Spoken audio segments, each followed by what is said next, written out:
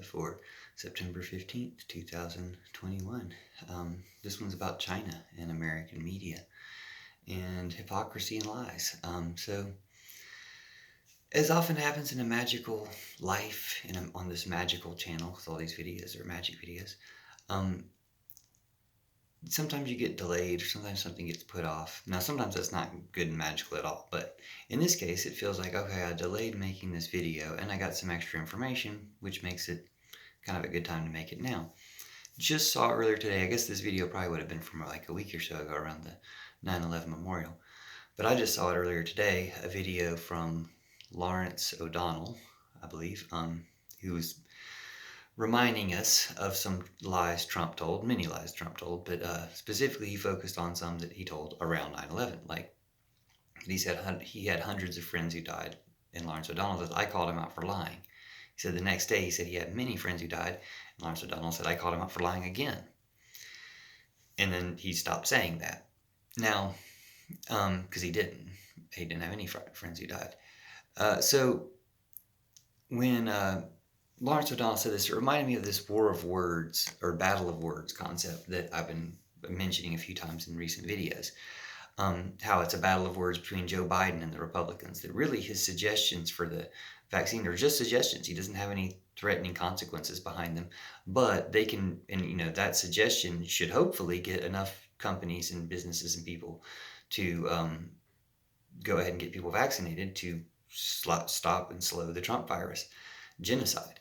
But of course, the Trumpers want to spread the Trump virus genocide. So they're going out and, telling everybody they don't have to do it and complaining about it and making a big deal about it and acting like, if people do it, it's going to impinge their freedoms or something instead of helping everybody else, allowing the freedom of other people to live. Because apparently that's the core of white supremacy, by the way, and racism, sexism, all this stuff, is that their preference, their privilege, their comfort is more important than other people's lives. It's not true. That's a lie. It's anti-human. Anyway, he was calling Trump out for lies and got him to stop lying on that point. Didn't get him to stop lying completely, got him to stop lying on that point. So I'm glad I saw that, because it put things into perspective some more. But I gained some pretty good perspective recently from two different reports on the radio. One of them was on NPR about China. Something called China and the Slow Slide to a National Crime or something was the name of the show on NPR. And then I was on KGNU, where they were playing Democracy Now! With Amy Goodman, which is good.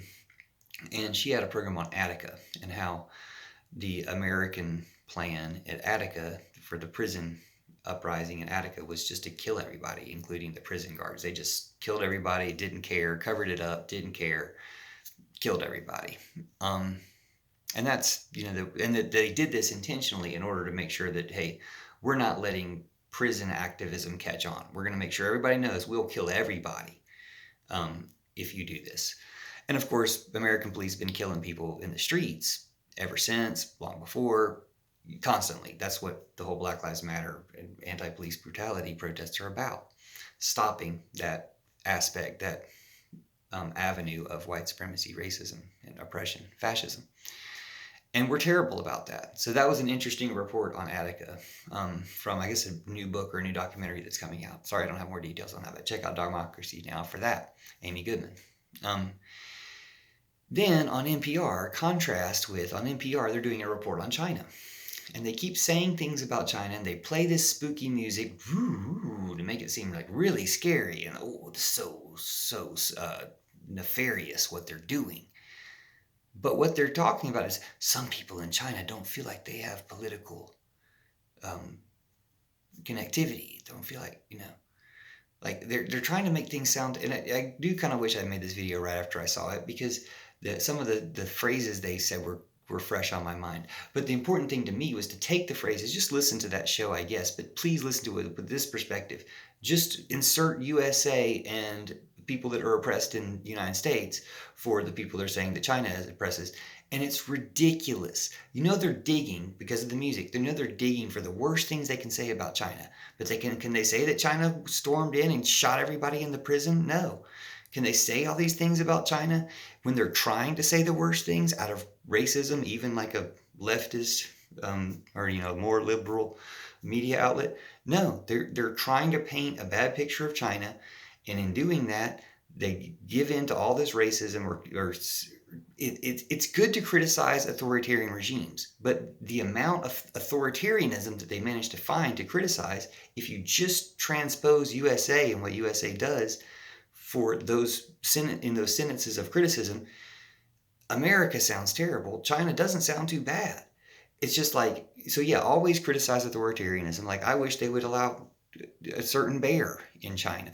I think this, you can see that as a compliment, and it would be a good way to heal and unite cultures to accept that. But anyway, my point is that the repression there isn't, as I understand it, nearly as bad as the repression here. We have no room to talk about it, and when they're playing this music and casting it in a certain light, if we could just cast our same situation in the same light and have that same type of criticism for America that we have on other countries, we would drastically improve. But we need that from the media, not just the people. And thank you everyone for social media and stuff doing it, bridging that gap. But let's get the media to do it too. And let's do it with our comments and stuff and responses to their stuff. So thanks for watching this one and sharing and commenting. Thanks. Have a good day.